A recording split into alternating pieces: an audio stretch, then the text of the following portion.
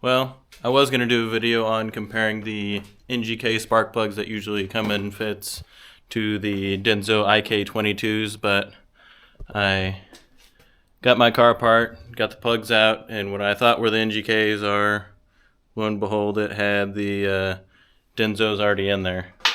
But short answer is, do the Denso plugs over the NGKs that usually come in here. The Denso plugs are physically shorter, like where the electrode is and all that. They don't protrude into the combustion chamber as far as the NGKs. The NGKs stick out of the head a little bit and they create a hot spot, and that's no good. The Densos don't. They sit more flush with the head. You get better combustion, a better burn with those. And I believe it was Craftworks did dyno testing years and years and years ago. The articles, I haven't been able to find it. It's been deleted, I'm sure, from 15 years ago or whatever it was.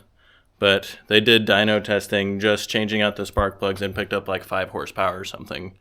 I don't know if that's true, but they did have a picture of the head off of the car and then compared the two plugs to each other, and the Densos don't stick out of the head nearly as much.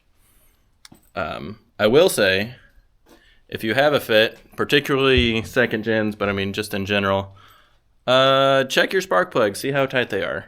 I've heard about this, and I've had first gens, and then this is my first second gen I've had, and all of the spark plugs were alarmingly loose.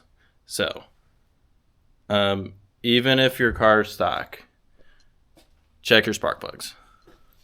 Just make that a once a year, I don't know, every 6 months something, check your spark plugs. It's not super uncommon for these motors to just eject spark plugs because they get loose or they're not torqued down properly, and then you just rocket a spark plug out of there, and then you're gotta put an insert in there and fix that. So I will say Denso IK22s, but also make sure your spark plugs are not loose. That is a bad time.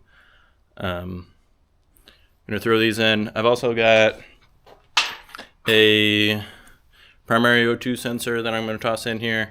I've been noticing some discrepancies between my wideband and what the narrow band on K-Tuner is reading.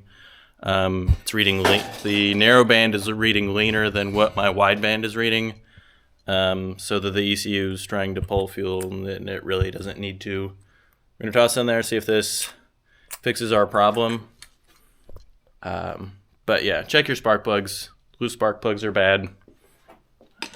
Denso spark plugs, IK22 are good.